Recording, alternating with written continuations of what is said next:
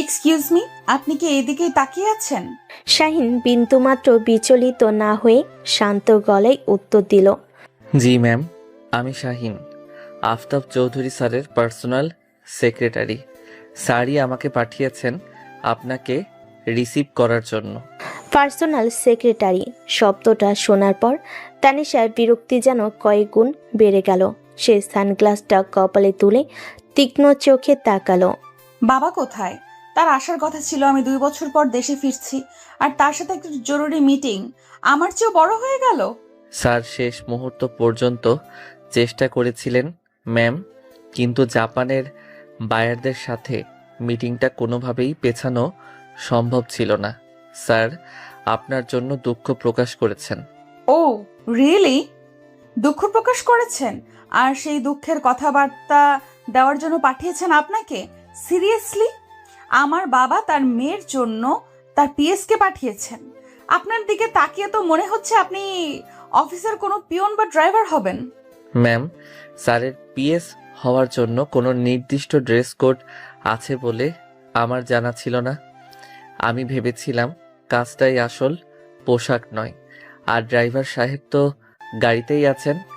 তানিশা এমন উত্তর আশা করেনি। সে ভেবেছিল লোকটা হয়তো মাথা নিচু করে চুপ করে থাকবে, কিন্তু শাহিনের শান্ত জবাব তার অহংকারের যেন আরেকটু আঘাত করলো। বেশি কথা বলবেন না। আপনার কাজ আমাকে এখান থেকে বাড়িতে নিয়ে যাওয়া, লেকচার দেওয়া না। আমার লাগেজগুলো কোথায়? আমি ওদিকেই যাচ্ছিলাম ম্যাম। আপনি যদি অনুমতি দেন আমি আপনার ট্রলিটা নিতে পারি।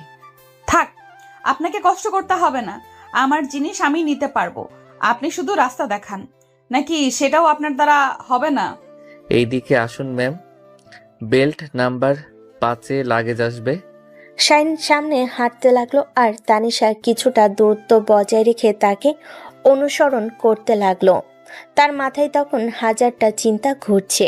মনে মনে বলে, বাবা কতটা অবহেলা করলে এমন একজন সাধারণ লোককে এয়ারপোর্টে পাঠাতে পারে আমাকে নিতে, যেখানে আমার বন্ধুরা তাদের বাবা মায়ের সাথে হাসি মুখে বাড়ি ফিরে, সেখানে আমাকে ফিরতে হচ্ছে একজন কর্মচারীর সাথে। দীর্ঘ 2 বছরের জমানো সব আনন্দ যেন এক মুহূর্তেই উবে গেল। আসলে আমার দুঃখ কষ্ট অভিমান দেখার জন্য কেউ আর রইল না। যাও বাবা ছিল, এখন দেখছি তিনিও তার টাকার জন্য আমার প্রতি মায়া, মমতা, স্নেহ, ভালোবাসা সবই ভুলে যাচ্ছে। জুলাইয়ের এক দুপুরে হজরত শাহজালাল আন্তর্জাতিক বিমানবন্দরের ব্যস্ত ভিআইপি লাউঞ্জের বাইরে স্থির হয়ে দাঁড়িয়েছিল শাহিন, বিজনেসম্যান আফতাব চৌধুরীর পার্সোনাল সেক্রেটারি। তার পরনে ছিল সাধারণ আকাশি শার্ট আর কালো প্যান্ট। সে অধীর আগ্রহে থাই এয়ারওয়েজের ফ্লাইটে ফেরা তার বসের একমাত্র মেয়ে তানিশা চৌধুরীর জন্য অপেক্ষা করছিল। কিছুক্ষণ পরই স্বয়ংক্রিয় কাছের দরজা খুলে বেরিয়ে এসেছিল স্টাইলিশ পোশাক ও দামি সানগ্লাস পরা এক তরুণী তানিশা। তার হাঁটার ভঙ্গিতেই অহংকারী আভিজাত্য স্পষ্ট। বাবাকে না পেয়ে তার কপালে বিরক্তির ভাঁজ পড়েছিল। ফোনটা কেটে আশেপাশে তাকাতেই তার চোখ পড়েছিল শাহিনের উপর। শাহিন মৃদু হাসতেই তানিশা তার সাধারণ পোশাক আশাক দেখে তীক্ষ্ণ চোখে আপাদমস্তক মেপে নিল, যেন ভাবছিল এই সাধারণ লোকটা তার দিকে তাকিয়ে হাসছে কেন। আর তারপরই তো গল্পের শুরুটা কেমন হলো দেখলেনি। এবার আসি, শাহিন হাঁটতে হাঁটতে বলল। ফ্লাইট কেমন ছিল ম্যাম? কোনো অসুবিধা হয়নি তো? আপনার কি মনে হয় থাইল্যান্ড থেকে বাংলাদেশ এটা কোনো রকেট সায়েন্স না যে আমার অসুবিধা হবে? আর অসুবিধা হলেও সেটা আপনাকে বলার কোনো কারণ আমি দেখছি না। সাধারণত দীর্ঘ যাত্রার পর মানুষ ক্লান্ত থাকে, তাই জিজ্ঞেস করলাম। অন্য কোনো উদ্দেশ্য ছিল না। ও, তাহলে আপনার জেনারেল নলেজ অনেক। মানুষের ক্লান্তি নিয়েও ভাবেন। দারুণ। বাবার পিএস হিসাবে আপনার তো অনেক কাজ, তাই না? ফাইলপত্র গোছানো, মিটিং এর সময় মনে করিয়ে দেওয়া, আর এখন তো দেখছি এয়ারপোর্টে তার মেয়েকে রিসিভ করাও আপনার কাজের অংশ। আচ্ছা, আপনার স্যালারি কত? এই সব করার জন্য বাবা আপনাকে কত টাকা দেন? ম্যাম, স্যালারিটা হয়তো আপনার 1 ঘন্টার শপিং বিলের সমানও হবে না, কিন্তু স্যার আমাকে যে বিশ্বাসটা করেন সেটার মূল্য টাকায় পরিমাপ করা যায় না। আর এই বিশ্বাসটা অর্জন করার জন্য আমাকে অনেক কিছু করতে হয় বা হয়েছে, যার মধ্যে এয়ারপোর্টে স্যারের সবচেয়ে প্রিয় মানুষকে রিসিভ করতে আসাও একটা। শেষের কথাটা তানিশার কানে গিয়ে লাগলো। মনে মনে বলে, স্যারের সবচেয়ে প্রিয় মানুষ? কথাটা কি শাহিনা আমাকে খুশি করার জন্য বলল, নাকি এটাও তার কোনো কৌশল? সে কিছু বলার আগেই তার লাগেজ বেল্টের কাছে পৌঁছে গেল। যাত্রীদের ভিড়ে বেল্টের কাছাকাছি যাওয়াটাই একটা যুদ্ধ। শাইন ভিড় ঠেলে একটু সামনে এগিয়ে গেল। আপনি এখানে দাঁড়ান ম্যাম, আমি দেখছি। তানিশা দূরে দাঁড়িয়ে ফোন বের করে তার এক বন্ধুকে মেসেজ করতে লাগলো। গেস, ঢাকার যা অবস্থা, আর বাবার কথা তো বাদই দিলাম, এমন একজনকে পাঠিয়েছে আমাকে নিতে, দেখেই মেজাজ খারাপ হয়ে যাচ্ছে। কিছুক্ষণ পর শাহিন দুটো বড় সুটকেস নিয়ে ফিরে এলো। ম্যাম, আপনার কি এই দুটোই? আমার 3টা সুটকেস, আর এটা দেখুন, পার্পল কালারের, ওটার মধ্যেই আমার সবচেয়ে দামি জিনিসগুলো আছে। শাহিন আবার বেল্টের দিকে তাকালো। ততক্ষণে বেল্ট প্রায় খালি, কিন্তু পার্পল রঙের কোনো সুটকেসের দেখা নেই। সে এয়ারলাইন্সের একজন কর্মীর সাথে কথা বলল। তানিশার অধৈর্য ক্রমশ বাড়ছিল। সে এবার ফোন রেখে কোমরে হাত দিয়ে দাঁড়ালো। প্রায় 10 মিনিট পর শাহিন ফিরে এলো। তার মুখে এবার সামান্য চিন্তার ছাপ। কি হলো? কোথায় আমার লাগেজ? পেয়েছেন? ম্যাম, মনে হচ্ছে কোনো সমস্যা হয়েছে। লাগেজটা হয়তো অন্য কোনো ফ্লাইটের সাথে মিশে গেছে, অথবা হোয়াট ডু ইউ মিন? সমস্যা হয়েছে? আমি বলেছিলাম না ওটার ভেতরে আমার ইম্পর্টেন্ট জিনিস আছে। আপনারা পারেনটা কি? একটা লাগেজ ঠিক মতো খেয়াল রাখতে পারেন না? আমি বাবাকে এক্ষুনি ফোন করছি। আপনার মতো অযোগ্য লোককে কেন রেখেছে আমি জানি না। চারপাশে কিছু লোক তাদের দিকে তাকাতে শুরু করেছে। শাহিন বুঝতে পারল পরিস্থিতি হাতের বাইরে চলে যাচ্ছে। সে এবার একটু দৃঢ় গলায় বলল, ম্যাম প্লিজ একটু শান্ত হন। এখানে চিৎকার করে কোনো লাভ হবে না। আমি অলরেডি কমপ্লেইন ডেস্কে কথা বলেছি। আপনি বরং আপনার লাগেজের ট্যাগ নাম্বারটা দিন, আমি দেখছি বিষয়টা। তানিশার আগে গজগজ করতে করতে তার ব্যাগ থেকে একটা ছোট্ট কাগজ বের করে শাহিনের দিকে ছুঁড়ে মারল। শাহিন কাগজটা তুলে নিল। তার চেহারায় রাগ, অপমান বা ভয় কোনোটারই চিহ্ন নেই। সে শুধু শান্তভাবে মাথা নেড়ে কমপ্লেন ডেস্কের দিকে এগিয়ে গেল। তানিশা দূরে দাঁড়িয়ে রাগে ফুঁসতে লাগলো। তার মনে হচ্ছে এই 2 মাসের ছুটিটা আমার জীবনের সবচেয়ে বড় ভুল সিদ্ধান্ত হতে চলেছে। এই অসহ্য গরম, এই ভিড়, আর তার উপর এই অযোগ্য লোকটা। উফ, অসহ্য।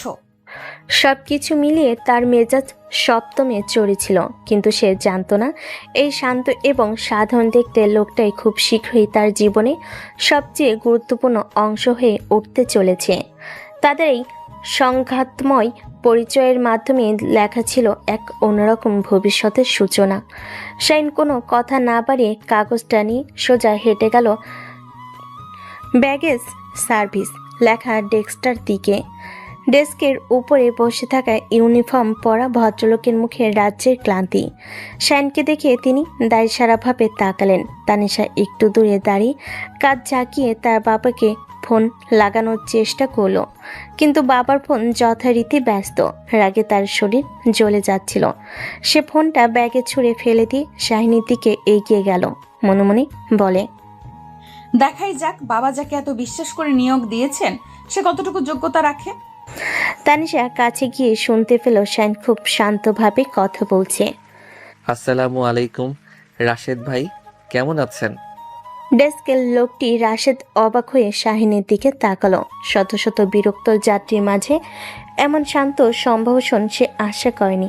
ওয়ালাইকুম সালাম। জি ভালো, বলুন কিভাবে সাহায্য করতে পারে?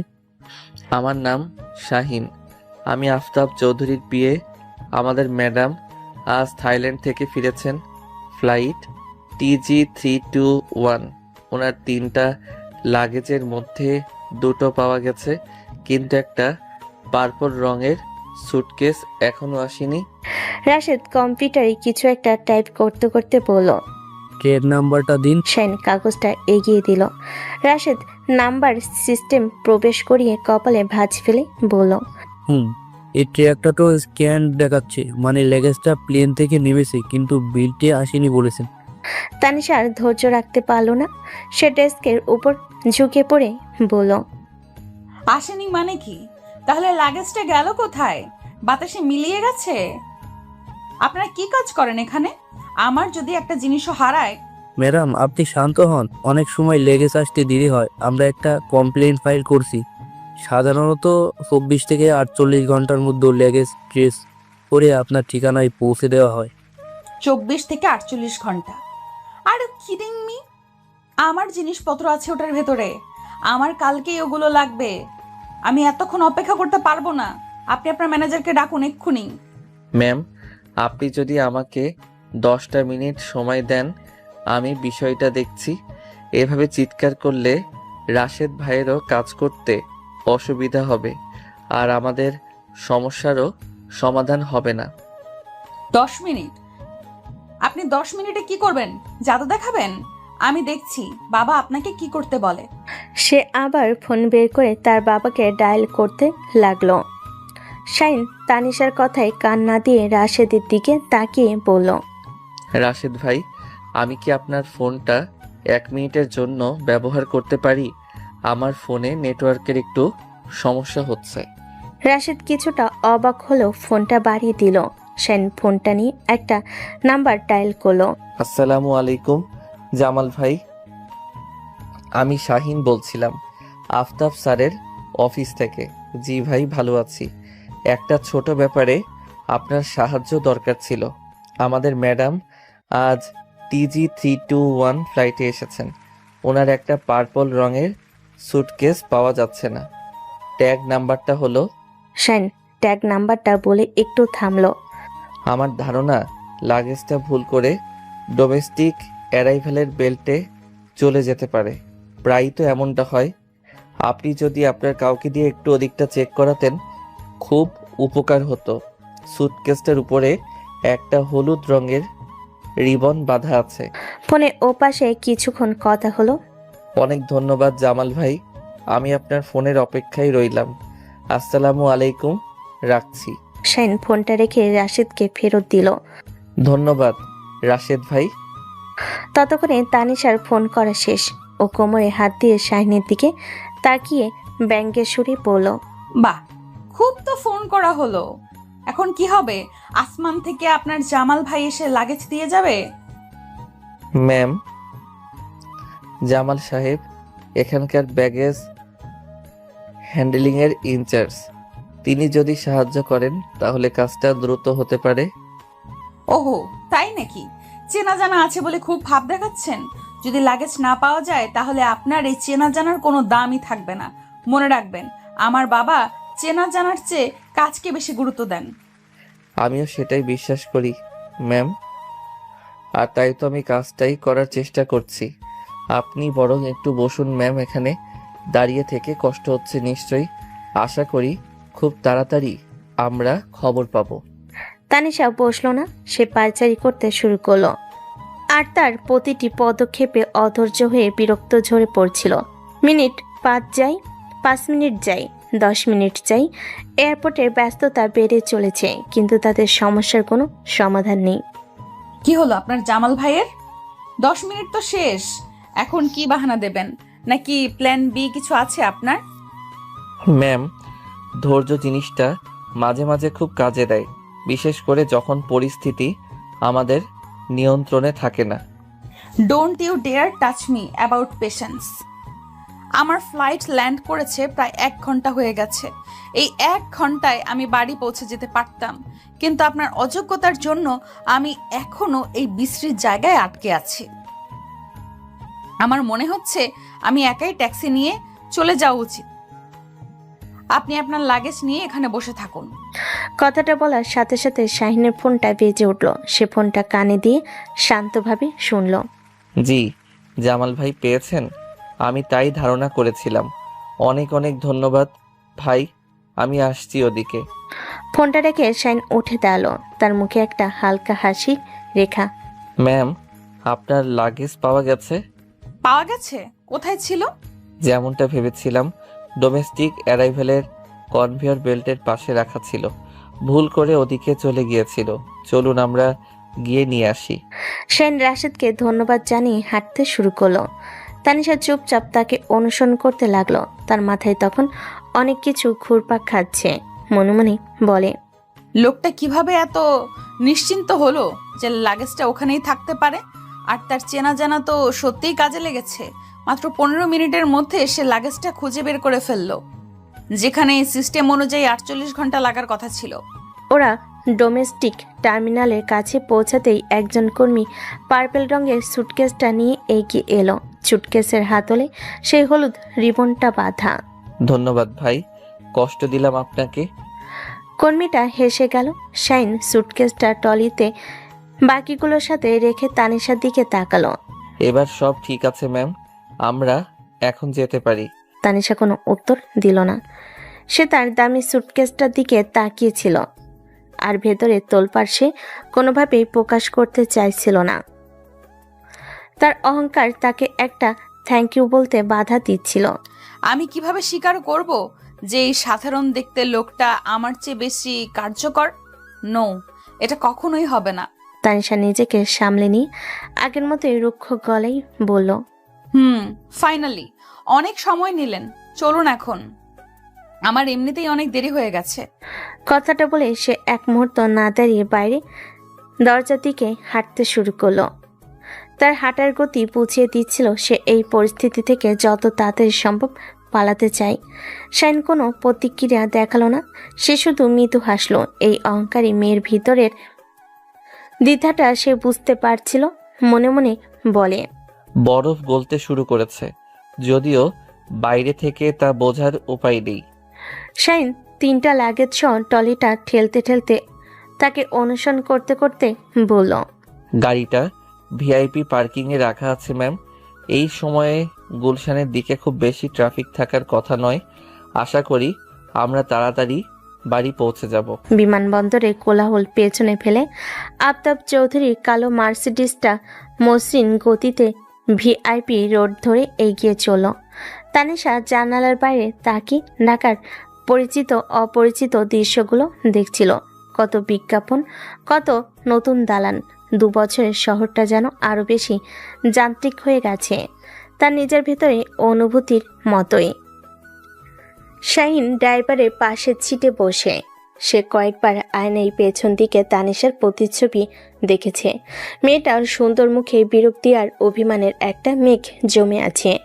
সেই মেঘ কাটানোর একটা ক্ষীণ চেষ্টা করলো সে। ম্যাম, আপনার যদি জেট ল্যাগ মনে হয় তাহলে বাড়ি গিয়ে কিছুক্ষণ রেস্ট নিলেই ঠিক হয়ে যাবে। লেবুর শরবত খেলে ফ্রেশ লাগবে, আমি রহিম চাচাকে বলে রেখেছি। তানিশা কোনো উত্তর দিল না, যেন সে কথাগুলো শুনতেই পায়নি। তার দৃষ্টি নিবদ্ধ বাইরে ছুটে চলা গাড়ির সারির দিকে। শাইন আর কথা বাড়ালো না। সে বুঝতে পারছিল এই মুহূর্তে যে কোনো কথাই আগুনে ঘি ঢালার মতো হবে। আমি চুপচাপ বসে রইলাম।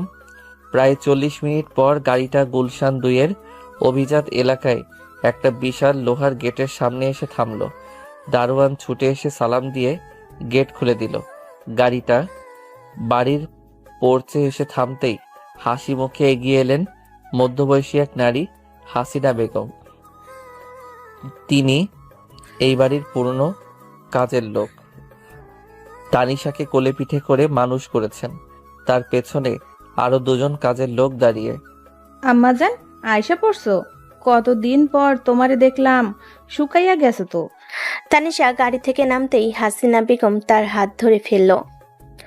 কতদিন পর এই পরিচিত স্পর্শে তানিশার কঠিন ভাবটা সামান্য নরম হলো, কিন্তু পরক্ষণে সে বাবাকে খুঁজতে লাগলো।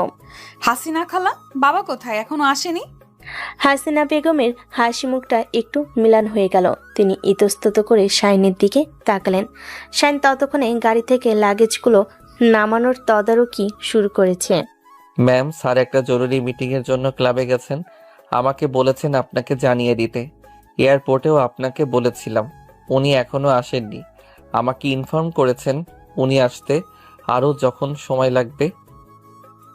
তানিশার সামান্য নরম হওয়া মুখটা আবার বরফের মতো কঠিন হয়ে গেল, তার কণ্ঠস্বর শীতল। জরুরি মিটিং। এয়ারপোর্ট থেকে বাড়ি আসতে আমার 1.5 ঘন্টা লাগলো। এইটুকু সময়ও তার হলো না আমার জন্য? মিটিংটা কি আমার চেয়েও বেশি জরুরি ছিল? ম্যাম, বায়াররা আজ রাতেই চলে যাবেন। মিটিংটা বেশ কিছুদিন ধরেই পেন্ডিং ছিল। স্যার আপনাকে বলেছেন তিনি ফিরেই আপনার সাথে কথা বলবেন। আপনার জন্য একটা সারপ্রাইজও আছে। সারপ্রাইজ? ওয়াও! আমার বাবা কি সবসময় টাকার অঙ্কে ভালোবাসা প্রকাশ করতে পছন্দ করেন? হয়তো নতুন কোনো গাড়ি কিনে রেখেছেন, তাই না? কিংবা দামি কোনো গহনা। তাকে গিয়ে বলবেন আমার এইসবের কিছুই লাগবে না, আমার শুধু তাকে লাগতো কয়েকটা মুহূর্তের জন্য। কথাগুলো প্রায় চিৎকার করে বলি, সে আর এক মুহূর্ত দাঁড়ালো না, হনন করে হেঁটে বাড়ির ভিতর চলে গেল। তার পেছনে হাসিনা বেগম বলল, আম্মাজান শোনো। শাইন একটা দীর্ঘশ্বাস পেল। সে জানতো পরিস্থিতি এমনই হবে। আফতাব চৌধুরী তার মেয়েকে পৃথিবীর সব সুখ এনে দিতে পারেন, কিন্তু যা সবচাইতে বেশি দরকার সময়, সেটাই দিতে পারেন না। তানিশা সোজা তার ঘরে চলে গেল। বিশাল ঘরটায় নতুন করে সাজানো হয়েছে, আধুনিক আসবাবপত্র, দামি পেন্টিং, কিন্তু কোনো কিছুতে প্রাণের ছোঁয়া নেই। সব কিছুই যেন একটা হোটেলের ছুটের মতো নিখুঁতার অনুভূতিহীন। সে বারান্দার দরজাটা খুলে দাঁড়ালো। এখান থেকে তাদের সুন্দর বাগানটা দেখা যায়। ছোটবেলায় আমি এই বাগানেই বাবার হাত ধরে প্রজাপতির পেছনে ছুটতাম। আজ সেই বাগানটা আছে, কিন্তু বাবার হাতটা নেই। আর মা ওনার স্নেহ পাওয়ার আগেই তো আমাকে একা করে দিয়ে অনেক দূরে চলে গেলেন, যেখান থেকে চাইলেও আমি ওনার ভালোবাসা আর পাবো না। আমার জীবনটা কি এইভাবেই কেটে যাবে, নাকি এমন কেউ আসবে আমার লাইফে যে মা বাবা দুজনের ভালোবাসা সে একাই দিতে পারবে? কিছুক্ষণ পর তার ফোনটা বেজে উঠল। স্ক্রিনে বাবা নামটা ভাসছে। সে ফোনটা রিসিভ করলো। হ্যালো। হ্যালো মা, পৌঁছেছিস? সরি রে মা, আমি থাকতে পারলাম না, হঠাৎ করেই। থাক বাবা, তোমাকে এক্সপ্লেন করতে হবে না, ইটস ওকে। তোমার কাজ আছে আমি বুঝি, নতুন কিছু না এটা আমার জন্য। প্লিজ মা, মন খারাপ করিস না, আমি ঘন্টা 2-1 মধ্যেই ফিরছি। তোর পছন্দের সব রান্না করতে বলেছি, শাহিন সব ব্যবস্থা করেছে। তোর কোনো অসুবিধা হচ্ছে না তো? আমার অসুবিধা হলে সেটা দেখার জন্য তো তোমার বেতনভুক্ত কর্মচারী আছেই, তাই না? তোমার চিন্তা করতে হবে না। তুমি তোমার মিটিং করো, আমি টায়ার্ড, এখন রেস্ট নেব, পরে কথা হবে।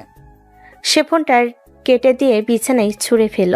তার চোখে পানি চলে এসেছে, কিন্তু সে কাঁদবে না। অহংকার তাকে কাঁদতে দেয় না। প্রায় 2 ঘন্টা পর রাতের খাবারের জন্য হাসিনা বেগম তাকে ডাকতে এলেন। তানিশা ফ্রেশ হয়ে নিচে নামলো। বিশাল ডাইনিং টেবিল সুন্দর করে সাজানো, তার বাবার চেয়ারটা শূন্য। সেই শূন্যতার দিকে তাকিয়ে তানিশার ভেতরের একাকিত্বটা যেন আরো প্রকট হলো। সে চেয়ারে বসতে যাবে, ঠিক তখনই দেখতে পেল শাইনিং ডাইনিং রুমের এক কোণায় তার বাবার চেয়ারটা ঠিক পেছনে দাঁড়িয়ে আছে। পরনে সেই একই পোশাক, কিন্তু মুখে একটা পেশাদারি ভাব। শাইনকে ওখানে দেখে তানিশার মাথাটা জ্বলে উঠল। তার মনে হলো, এই লোকটা আমার ব্যক্তিগত সব জায়গায় অনুপ্রবেশ করছে। এয়ারপোর্ট, বাড়ি, আর এখন আমাদের পারিবারিক ডাইনিং স্পেসেও। শুনুন, আপনি এখানে কি করছেন? স্যার আমাকে নির্দেশ দিয়েছেন আপনার রাতের খাবার ঠিক মতো হচ্ছে কিনা তা দেখার জন্য। আপনার যদি কিছু প্রয়োজন হয়। আমার কিছু প্রয়োজন হলে ডাকার জন্য হাসিনা খালা আছেন, অন্যরাও আছে। আপনার থাকার কোনো প্রয়োজন আমি দেখছি না। এটা আমার বাড়ি, আমার ডাইনিং স্পেস, কোনো অফিস বা মিটিং রুম নয় যে আপনাকে এখানে দাঁড়িয়ে থাকতে হবে। ম্যাম, আমি শুধু স্যারের নির্দেশ পালন করছি। তিনি চান না আপনার কোনো রকম অসুবিধা হোক। অসুবিধা? আমার সবচেয়ে বড় অসুবিধা হলো আমার বাবা এখানে নেই। আপনি কি সেই অসুবিধাটা দূর করতে পারবেন তাকে এনে এই চেয়ারটায় বসাতে? পারবেন না? তাহলে আপনার এখানে দাঁড়িয়ে থাকার কোনো মানে হয় না। আপনি আমার বাবার পিএস, আমার ব্যক্তিগত অ্যাটেন্ডেন্ট নন। দয়া করে আপনার সীমাটা মনে রাখবেন। ম্যাম, আমি আমার সীমা সম্পর্কে সচেতন, কিন্তু স্যারের নির্দেশ অমান্য করার কোনো উপায় আমার নেই। তিনি আমাকে বলেছেন আপনার খাওয়া শেষ না হওয়া পর্যন্ত এখানেই থাকতে। আপনি যদি চান আমি দরজার বাইরে অপেক্ষা করতে পারি। দরজার বাইরেও না, ভেতরেও না। আপনি এখন এই বাড়ি থেকে যাবেন, আপনার ডিউটি শেষ। আপনার মতো একজন অচেনা লোককে আমার পারিবারিক জায়গায় দেখতে আমি ইচ্ছুক নই। এটা আমার বাবার নয়, আমার নির্দেশ। আর আমার বাড়িতে আমার নির্দেশে চলে।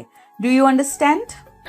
শাহিন কয়েক মুহূর্ত চুপ করে রইল। মেয়েটার রাগ আর জেদ দুটোই চরমে। তার সাথে তর্ক করে কোনো লাভ হবে না, কিন্তু সে আফতাব চৌধুরীর নির্দেশও ফেলতে পারে না। ঠিক আছে ম্যাম, আমি বাইরে যাচ্ছি, কিন্তু যদি আপনার কিছু লাগে প্লিজ রহিম চাচাকে একটা ডাক দেবেন, তিনি বাইরেই আছেন। শাহিন শান্তভাবে মাথা ঝুঁকিয়ে ঘর থেকে বেরিয়ে গেল। তানিশার আগে ফুসতে ফুসতে চেয়ারে বসলো। তার মনে হচ্ছিল এই শাহিন লোকটা ইচ্ছে করে আমাকে আরো বেশি করে রাগিয়ে দিচ্ছে। বাবার অতিরিক্ত নির্ভরতা এই লোকটার সাহস বাড়িয়ে দিয়েছে। এর একটা ভয়ঙ্কর ব্যবস্থা করতেই হবে। সে শূন্য চেয়ারটায় দিকে তাকিয়ে রইল। এই দৃশ্যটা যেন তার পুরো জীবনের প্রতিচ্ছবি। বিশাল আয়োজন, কিন্তু আমার ভালোবাসার মানুষটাই অনুপস্থিত। আর সেই শূন্যস্থান পূরণ করার সময় সব সময় দাঁড়িয়ে থাকে কিছু বেতনভুক্ত কর্মচারী। থুর, এটা কোনো জীবন হলো? কিছুই খাবো না আমি। এই চিন্তাটা তাকে আরো বেশি বিষণ্ণ করে তুলল। ঠিক তখনই রহিম চাচা, বাড়ির প্রধান রাঁধুনি, রাতের খাবারের টলি নিয়ে প্রবেশ করল। খাবারের ঢাকনাগুলো খুলতেই পুরো ঘরটা সুগন্ধে ভরে গেল। আর সেই গন্ধটা তানিশার সব রাগ, সব অভিমানকে এক মুহূর্তেই থামিয়ে দিল। কারণ টেবিলের প্রতিটা খাবারই ছিল তার একান্ত পছন্দের, কিন্তু সেই পছন্দের তালিকায় এমন একটা জিনিসও ছিল যা শাহিনের জানার কথা নয়। টেবিলে সাজানো রয়েছে স্টিমিং হট বাটার নান, রেশমি কাবাব, চিকেন কোরমা আর তার সবচেয়ে প্রিয় হায়দ্রাবাদি বিরিয়ানি। প্রতিটি খাবারের ঘ্রাণ তার শৈশবের স্মৃতি ফিরিয়ে আনছে।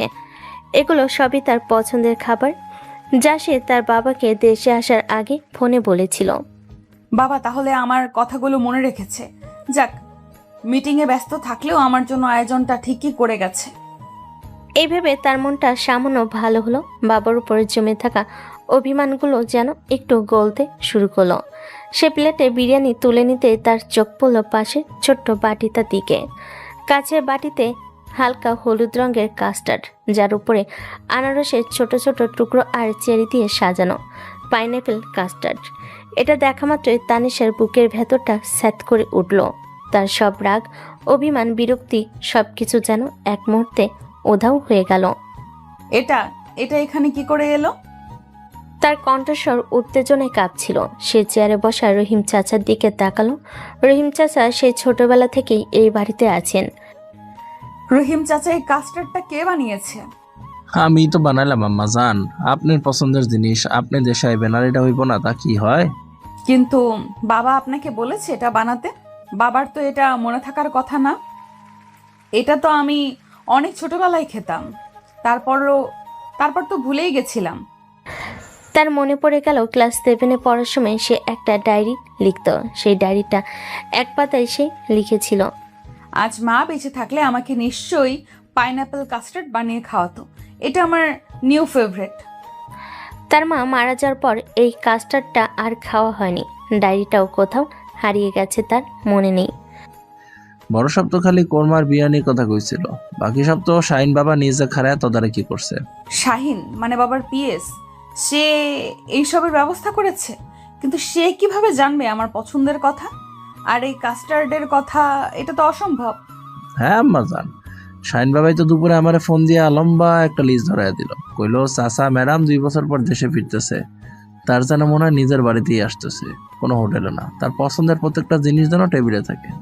আমি তো কইলাম বড় সব তো খালি 2-3টা আইটেমের কথা কইলো। তখন শাহিন বাবা কইলো। রহিম চাচা একটু থামলেন, যেন কিছু একটা মনে করার চেষ্টা করলেন। কি বললো সে? বাবা কইলো বড় স্যার তো বাবা, তার সব কথা মানে নাও থাকতে পারে, কিন্তু আমরা যারা বাড়ির লোক আমাদের তো মনে রাখতে হইব।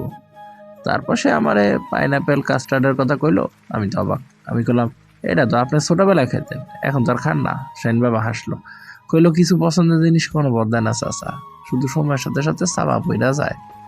আপনি বানান, দেখেন ম্যাডাম ঠিকই খুশি হইব। তানিশা স্তব্ধ হয়ে বসে রইল।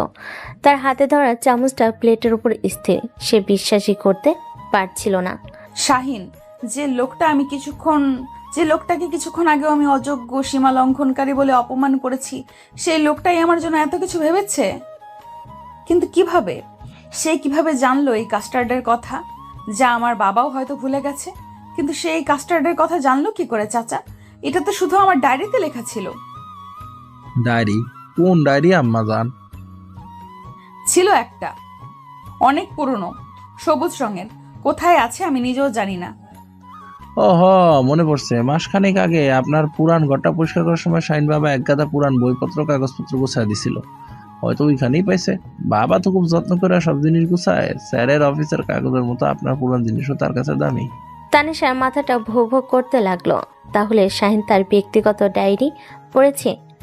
এই চিন্তাটা প্রথমে তাকে রাগান্বিত করার কথা ছিল, কিন্তু অদ্ভুতভাবে তার রাগ হলো না, বরং একটা অজানা অনুভূতি তার ভেতরটাকে নাড়া দিয়ে গেল। মনে মনে বলে, লোকটা আমার ডায়েরি পড়েছে, কিন্তু সেটা নিয়ে কোনো বাজে মন্তব্য করিনি বা সুযোগ নেওয়ার চেষ্টা করিনি, বরং আমার সবচেয়ে ব্যক্তিগত হারিয়ে যাওয়া একটা ইচ্ছাকে এইভাবে নীরবে পূরণ করে দিয়েছে। সে এক চামচ কাস্টার্ড মুখে দিল, সাথে সাথে তার চোখ দুটো পানিতে ভরে উঠল। সেই ছোটবেলার স্বাদ, সেই মায়ের হাতের ছোঁয়ার স্মৃতি, সবকিছু যেন এক মুহূর্তে জীবন্ত হয়ে উঠল। এই যত্ন, এই আন্তরিকতা সে তার বাবার কাছ থেকে আশা করেছিল, কিন্তু পেল এমন একজনের কাছ থেকে যাকে সে তার জগতের অংশই মনে করে না। এই অপ্রত্যাশিত যত্ন তানিশার কঠিন অহংকারের দেওয়ালে প্রথমবারের মতো একটা জোরালো ধাক্কা দিল। সে বুঝতে পারল, শাহিনকে যতটা সাধারণ আর বিরক্ত ভেবেছিলাম, লোকটা আসলে ততটা সাধারণ নয়। তার শান্ত চেহারার আড়ালে একটা গভীর পর্যবেক্ষণ ক্ষমতা আর অন্যের প্রতি যত্ন নেওয়ার এক অসামান্য গুণ লুকিয়ে আছে। সে ধীরে ধীরে খেতে খেতে প্রায় নিজেকেই প্রশ্ন করল, আচ্ছা রহিম চাচা, এই লোকটা মানে শাহিন, সে কি সবসময় এমন? কোনো মাম্মা জান? মানে এত শান্ত, এত গোছানো, আমি এত বাজে ব্যবহার করলাম, তাও তার মুখে কোনো রাগের ছাপ দেখলাম না। শাহিন বাবা তো এক টুকরা হীরা আম্মা জান। বড় স্যারের ছায়া হয়ে থাকে, অফিসে সব সামলায়। আবার এই বাড়ির দিকেও তার খেয়াল। স্যারের প্রেশার, সুগার মাপার সময় তার মনে থাকে। আপনি তো জানেন, বড় সাহেব নিজের দিকে খেয়াল রাখে না। শাহিন বাবা না থাকলে যে কি হইতো। আর রাগ, আমি তো গত 3 বছরে তারে কোনোদিন গলা উঁচা করে কথা কইতেও শুনি নাই। তানিশা চুপ করে শুনছিল। তার প্লেটে বিরিয়ানি ঠান্ডা হয়ে যাচ্ছিল, কিন্তু সে কাস্টার্ডের বাটিটা ছাড়তে পারছিল না। প্রতিটা চামচ যেন তার ভেতরে বরফ গলাচ্ছিল।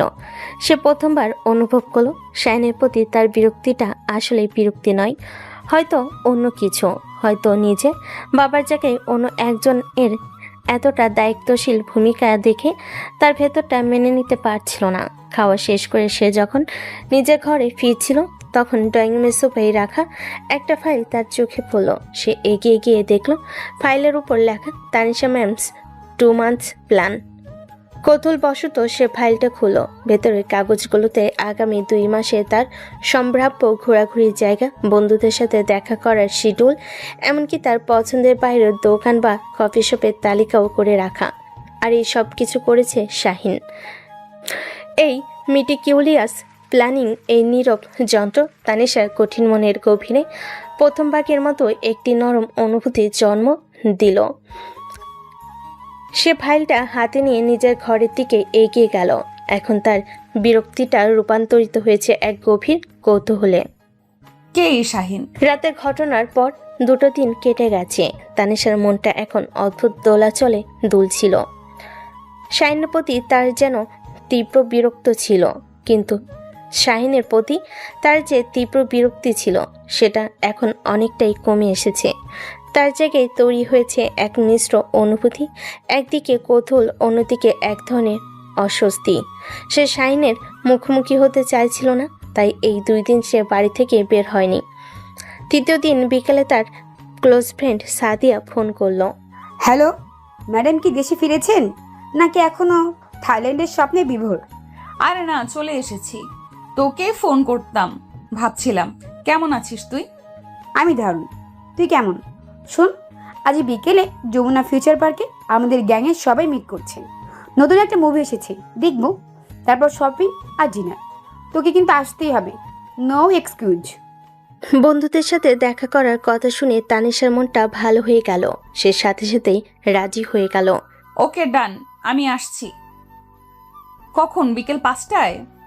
ফোনটা রেখে তানিশা তৈরি হতে শুরু করলো, কিন্তু তখনই তার মনে পড়ল বাবা তো একা কোথাও যেতে দিতে চাইবেন না, তার মানে আমার সাথে শাহিন যাবে। এই চিন্তাটা তাকে আবার অস্বস্তিতে ফেলে দিল। সে কি শাহিনের সাথে স্বাভাবিক আচরণ করতে পারবে? ঠিক বিকেল 4টার সময় শাহিনের ঘরের দরজায় নক করলো। ম্যাম, আপনি কি বাইরে যাবেন? গাড়ি রেডি করতে বলবো? তানিশা দরজা খুলে দেখলো শাহিন দাঁড়িয়ে আছে। আজ তার পরনে একটা অফ হোয়াইট শার্ট আর ফর্মাল ট্রাউজার। তাকে আগের চেয়েও বেশি পরিপাটি লাগছে। তানিশা সরাসরি তার চোখের দিকে তাকাতে পারছিল না। হ্যাঁ, আমি যমুনা ফিউচার পার্কে যাব, বন্ধুদের সাথে দেখা করব। ঠিক আছে ম্যাম, আমি নিচে অপেক্ষা করছি। আপনার হয়ে গেলে চলে আসুন। শাহিন শান্তভাবে কথাগুলো বলে চলে গেল। তার আচরণে কোনো পরিবর্তন নেই। বিকাল 5টায় যমুনার ফিউচার পার্কের বিশাল লবিতে তখন উপচে পড়া ভিড়। তানিশা গাড়ি থেকে নামতেই তার বন্ধুরা সাদিয়া, রিফাত আর নেহা ছুটে এলো। এতদিন পর বন্ধুদের পেয়ে সে অস্বস্তি ভুলে গেল। ওয়াও তানিশা, তোকে তো একদম ফরেন মডেল লাগছে। কি ব্যাপার, আমাদের ভুলে যাসনি তো? তোদের কি ভোলা যায় নাকি? তোরা কেমন আছিস বল? তারা যখন গল্পে মেতে উঠেছে তখন শাহিন গাড়ি পার্ক করে তাদের দিকে এগিয়ে এলো। তার হাতে তানিশার হ্যান্ডব্যাগ আর একটা পানির বোতল। সে কিছুটা দূরত্ব বজায় রেখে দাঁড়ালো। নেহা শাহিনকে দেখিয়ে বলল, ইনি কে তানিশা? তোর নতুন বয়ফ্রেন্ড নাকি? হ্যান্ডসাম তো। নেহার কথা শুনে তানিশা একটু অপ্রস্তুত হয়ে গেল। তার পুরনো অহংকারী সত্তারা যেন আবার জেগে উঠল। বন্ধুদের সামনে শাহিনকে সে কি পরিচয় দেবে? বাবার পিএস নাকি? Are you crazy? He is just assistant. বাবা পাঠিয়েছে আমার দেখাশোনা করার জন্য। ইউ নো বাবার ওভার প্রোটেক্টিভনেস। মুভি দেখার সময় শাহিন পেছনের সারিতে একাই বসেছিল, কিন্তু তার পুরো মনোযোগ ছিল তানিশার নিরাপত্তার দিকে। মুভি শেষে শুরু হলো তাদের কেনাকাটার পর্ব। তানিশা ইচ্ছে করে এক দোকান থেকে আরেক দোকানে ঘুরতে লাগলো। সে জানতো শাহিন তাকে অনুসরণ করবে। বন্ধুদের সামনে নিজের স্ট্যাটাস দেখানোর জন্য সে দামি দামি ব্র্যান্ডের দোকান থেকে ইচ্ছে মতো পোশাক, কসমেটিক আর জুতো কিনতে শুরু করলো।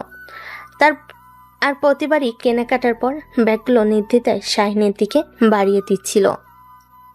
এটা ধরুন তো, আর দেখুন তো আমার পার্সটা কোথায়। একটা, দুটো, তিনটে। দেখতে দেখতে শাহিনের 2 হাত শপিং ব্যাগে ভরে গেল। তার জন্য এমনভাবে ব্যাগ নিয়ে যাওয়াটা নিশ্চয়ই অস্বস্তিকর, কিন্তু তার মুখে বিরক্তির লেশ মাত্র নেই। সে নীরবে হাসি মুখে ব্যাগগুলো সামলাচ্ছিল। রিফাত বিষয়টা লক্ষ্য করলো। সে তানিশার কানের কাছে এসে ফিস করে বলল, কিরে, লোকটাকে দিয়ে তো তুই পুলির মতো কাজ করাচ্ছিস বেচারা। কেন? এটা তো ওর ডিউটি। বাবা ওকে স্যালারি দেয় এসব করার জন্যই।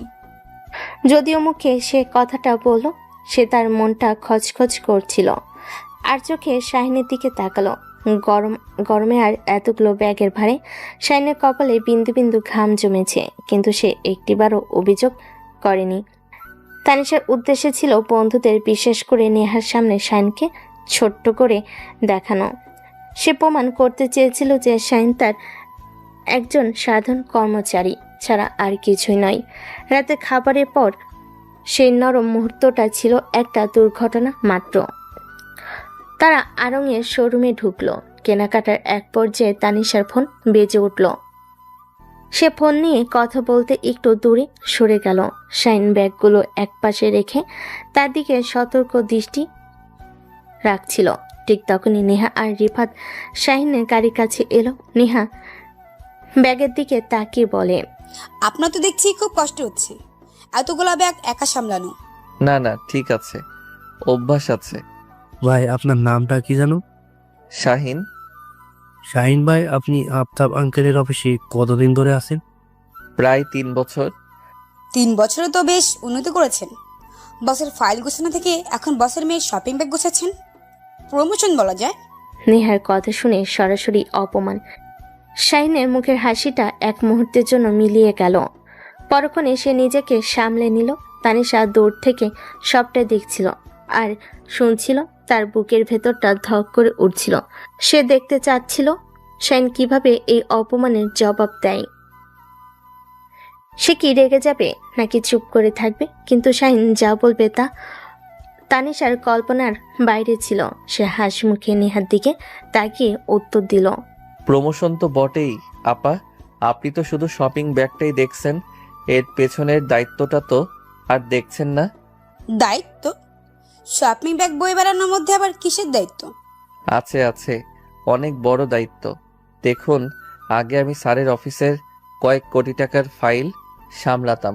সেখানে ভুল হলে কোম্পানির লস হতো, কিন্তু এখন আমি যার ব্যাগ সামলাচ্ছি তিনি তো স্যারের কয়েকশো কোটি টাকার থেকেও বেশি দামি। তিনি স্যারের একমাত্র মেয়ে, তার কলিজার টুকরা। তো এখানে যদি আমার সামান্য ভুলে ম্যাডামের মুড অফ হয়ে যায়, তাহলে স্যারের যে পরিমাণ হার্টের ক্ষতি হবে সেটার আর্থিক মূল্যায়ন করা ইম্পসিবল। শাহিন এমনভাবে তার সাথে কথাগুলো বলছিল যে রিফাত তার সাদিয়ার হাসি চেপে রাখাই দায়ী হয়ে পড়ল। নেহা প্রথমে একটু থতমত খেয়ে গেলেও পরক্ষণে নিজেকে সামলে নিয়ে আবার আক্রমণ করার চেষ্টা করলো। বাহ, বেশ তো কথা বলতে পারেন। আপনার মতো স্মার্ট লোককে তো মার্কেটিংয়ে চাকরি দেওয়া উচিত। পিএস হিসেবে তো আপনাকে মানাচ্ছে না। ধন্যবাদ আপা, কিন্তু সমস্যা হলো মার্কেটিংয়ে চাকরি করলে তো আর এমন ভিআইপির সাথে ঘোরার সুযোগ পেতাম না। তাছাড়া ম্যাডামের মতো একজন বস পাওয়া তো ভাগ্যের ব্যাপার। বস? তানিশা আপনার বস নাকি শাহিন ভাই? অবশ্যই, আফতাব চৌধুরী তো আমার অফিসিয়াল বস, আর তানিশা ম্যাম হলেন বস অব দ্য বস। স্যারের রিমোট কন্ট্রোল তো ম্যাডামের হাতেই থাকে। ম্যাডাম যদি একবার বলে, বাবা তোমার এই পিএসকে আমার পছন্দ না, তাহলে আমার 3 বছরের চাকরি 3 সেকেন্ডে শেষ হয়ে যাবে। তো সেই হিসেবে তিনিই তো আমার আসল বস, তাই না? শাহিনের কথাই এবার সাদিয়া আর রিফাত দুজনেই হো হো করে হেসে উঠল। আরঙের সামান্য কেদারও তাদের দিকে তাকাচ্ছিল। নেহার মুখটা অপমানে লাল হয়ে গেছে। সে আর কোনো কথা খুঁজে পাচ্ছিল না। তানিশা দূরে দাঁড়িয়ে সবটা দেখছিল আর দেখছিল। সে বিস্ময়ে হতবাক। শাহিন কি অবলীলায় একটা অপমানজনক পরিস্থিতিকে মজার হিসাবে বানিয়ে ফেলল। সে নেহা এক বিন্দুও ছাড় দিল না, কিন্তু তার মধ্যেই কোনো ভদ্রভাব বা রাগ ছিল না, বরং ছিল বুদ্ধিমত্তা আর সাধারণ সেন্স অফ হিউমার। সবচেয়ে বড় কথা, শাহিন তার উত্তরের মাধ্যমে তানিশার গুরুত্বকেই সবার সামনে তুলে ধরেছে, যা প্রকারস্থের তানিশার সম্মানকেই রক্ষা করেছে। তানিশা ফোনটা কান থেকে নামিয়ে তাদের দিকে এগিয়ে গেল আর মুখে একটা নিয়ন্ত্রিত হাসি। কিরে, তোরা এখানে হাসাহাসি করছিস কেন? কি হয়েছে? কিছু না, শাহিন ভাই খুব মজার মানুষ। তো তোর তো ভাগ্য ভালো, এমন একজন এন্টারটেইনিং অ্যাসিস্ট্যান্ট পেয়েছিস। নেহা কোনো কথা না বলে মুখ ঘুরিয়ে নিল। তানিশা শাহিনের দিকে তাকালো। এই প্রথমবার সে শাহিনের চোখের দিকে তাকিয়ে সরাসরি তাকালো। তার চোখে কোনো অভিযোগ নেই, কোনো অপমানবোধ নেই, আছে শুধু একটা নির্মল বুদ্ধিদীপ্ত চাহনি। অনেকগুলো ব্যাগ হয়ে গেছে, তাই না? চলুন এগুলো গাড়িতে রেখে আসি, তারপর আমরা কফি খেতে যাব। ঠিক আছে ম্যাম। শাহিন ব্যাগগুলো নিয়ে পার্কিং এর দিকে চলে গেল। রিফাত তখন তানিশার পাশে এসে বলল, দোস্ত, লোকটা কিন্তু ব্রিলিয়ান্ট। নেহাকে যে জবাবটা দিল না, দেখার মতো ছিল। তুই সত্যিই লাকি। সে শুধু একটা শব্দই উচ্চারণ করতে পারল। তার ভেতরটা এক নতুন উপলব্ধিতে ভরে উঠেছিল। সে আজ বন্ধুদের সামনে শাহিনকে ছোট করতে চেয়েছিল, কিন্তু শাহিন তার নিজের যোগ্যতায় আর বুদ্ধিমত্তায় সবার সামনে নিজেকে প্রমাণ করেছে। শুধু তাই নয়, সে তানিশার সম্মানকেও এক অন্য মাত্রায় নিয়ে গেছে। কফি শপে বসেও তানিশা বারবার আর চোখে শাহিনকে দেখছিল। শাহিন একটু দূরে অন্য একটা টেবিলে একা বসেছিল। তাদের প্রাইভেসি নষ্ট করতে চায়নি। তানিশা প্রথমবার বুঝতে পারল শাহিন কেবল একজন সাধারণ পিএস নয়, তার ব্যক্তিত্ব অনেক গভীর, তার চিন্তাভাবনা অনেক পরিণত। সে একই সাথে দায়িত্বশীল, বুদ্ধিমান, ধৈর্যশীল এবং মজার। কি রে, তুই কি এত ভাবছিস? বারবার ওদিকে তাকাচ্ছিস যে? না কিছু না, এমনি। কিন্তু সে জানতো সে এমনি তাকাচ্ছিল না। তার মনের মধ্যে শাইনকে নিয়ে যে কৌতূহলটা জন্মেছিল সেটা এখন এক ধরনের মুগ্ধতায় পরিণত হতে শুরু করেছে। এই মুগ্ধতাই তাদের সম্পর্কের পরবর্তী ধাপ হতে চলেছে। শপিং মলের ঘটনাটা তানিশার মনে গভীর ছাপ ফেলেছিল। বাড়ি ফেরার পর থেকে সে এক অদ্ভুত অস্থিরতার মধ্যে ছিল। রাতের খাবার শেষে সে বারান্দায় এসে দাঁড়ালো। ঝিরঝির বৃষ্টি দেখছিল আর নিজের অজান্তেই শাহিনের কথা ভাবছিল। নিচু স্বরে নিজেকে নিজে বলছে, লোকটা আসলেই অদ্ভুত। এমনভাবে অপমানটা সামলে নিল যেন কিছুই হয়নি। আবার আমাকে সবার সামনে কি ভাবছি আমি এসব। হি is just an employee. Tanisha, stop it. রাত গভীর হতে লাগলো, বৃষ্টির বেগও বাড়ল। রাত প্রায় 12টা। হঠাৎ করে কান ফাটানো শব্দে একটা বাজ পড়ল খুব কাছাকাছি কোথাও, আর সাথে সাথেই পুরো বাড়ি ডুবে গেল নিকষ কালো অন্ধকারে। ছোটবেলা থেকেই অন্ধকারে প্রচণ্ড ভয় পাওয়া তানিশা নিজেকে আর সামলাতে পারল না। তার গলা দিয়ে বেরিয়ে এলো এক ভয়ার্ত চিৎকার, যা বৃষ্টির শব্দ ভেদ করে মিলিয়ে গেল। কয়েক মুহূর্ত পরই তার ঘরের দরজায় মৃদু টোকার শব্দ হলো, যা এই ভয়ঙ্কর নীরবতায় তার হৃৎপিণ্ড কাঁপিয়ে দিল। শাইন দরজার বাইরে থেকে শান্ত কিন্তু উদ্বিগ্ন কণ্ঠে বলে, ম্যাম আপনি ঠিক আছেন? আপনার কোনো সাহায্যের প্রয়োজন? আমি শাহিন, প্লিজ দরজাটা খুলুন, ভয় পাবেন না। শাইনের কণ্ঠস্বরটা এই মুহূর্তে পৃথিবীর সবচেয়ে ভরসার শব্দ বলে মনে হলো। তানিশা কোনো মতে টলতে টলতে গিয়ে দরজাটা খুলল। দরজা খুলতে সে দেখল শাহিন দাঁড়িয়ে আছে, এক হাতে জ্বলন্ত মোমবাতি, যার স্নিগ্ধ আলো তার উদ্বিগ্ন মুখে এসে পড়েছে। আপনি ঠিক আছেন তো? আপনার চিৎকার শুনে আমার মনে হলো কোনো বড় বিপদ। শাহিন কথা শেষ করতে পারল না। তানিশার এক মুহূর্ত অপেক্ষা না করে প্রায় হুমড়ি খেয়ে শাহিনের বুকের উপর পড়ল। তার সমস্ত অহংকার, সমস্ত জেদ যেন এই অন্ধকারের ভয়ে ধুয়ে মুছে গেল। শাহিন একটু অপ্রস্তুত হয়েও শক্ত হয়ে তানিশাকে ধরে ফেলে। আরে আরে সাবধানে ম্যাম, কি হয়েছে বলুন তো? আপনার কি কোথাও লেগেছে? তানিশা শাহিনকে আঁকড়ে ধরে ভয়ে কাঁপতে থাকা গলায় বলল, অন্ধকার, আমার খুব ভয় করে। মনে হয় কেউ আছে ঘরে। প্লিজ আমাকে একা রেখে যাবেন না, আমি মরেই যাব ভয়ে। তানিশার কণ্ঠে আরতি আর অসহায়ত্ব শাহিনের ভেতরটাকে নাড়িয়ে দিল। সে বুঝতে পারল এই কঠিন খোলসের আড়ালে থাকা মেয়েটা আসলেই কতটা নরম। একদম ভয় পাবেন না, আমি তো আছি আপনার সাথে। দেখুন আমি আলো নিয়ে এসেছি, চলুন ভেতরে চলুন। আমি কথা দিচ্ছি আপনাকে একা রেখে আমি কোথাও যাব না। শাহিনের ভরসা দেওয়ার কথাই তানিশা কিছুটা শান্ত হলো। সে শাহিনকে ধরে রেখেই ঘরের বাইরে এলো। শাহিন ওকে বিছানায় বসিয়ে দিয়ে মোমবাতিটা পাশের টেবিলে রাখলো। জেনারেটরে মনে হয় বৃষ্টির পানি ঢুকেছে, তাই চালু হতে দেরি হচ্ছে। আপনি চিন্তা করবেন না, কিছুক্ষণের মধ্যেই সব ঠিক হয়ে যাবে। আমি আরো কয়েকটা মোমবাতি জ্বালিয়ে দিচ্ছি, তাহলে আপনার ভয়টা কমে যাবে। সে যখন একটা মোমবাতি জ্বালাতে ব্যস্ত, ঠিক তখনই জানালার বাইরে আবার একটা প্রচণ্ড বাজ পড়ল। তীব্র আলোয় ঘরের ভেতরটা দিনের আলোর মতো আলোকিত হয়ে উঠল। আর সেই আলোয় আমি প্রথমবারের মতো শাহিনের মুখটা খুব কাছ থেকে খুব ভালোভাবে দেখতে পেলাম। চিন্তিত কপাল, গভীর কালো দুটো চোখ, যত্ন করে ছাটা দাড়ি, কি ভীষণ মায়া জড়ানো তার মুখ। বাজের শব্দে আমি আবার চমকে উঠলাম। নিজের অজান্তেই পাশে দাঁড়ানো শাহিনের হাতটা খপ করে ধরে ফেলি। এই অপ্রত্যাশিত স্পর্শে শাহিনও চমকে উঠল। মোমের আলো আধারিতে আমাদের দুজনের চোখাচোখি হলো।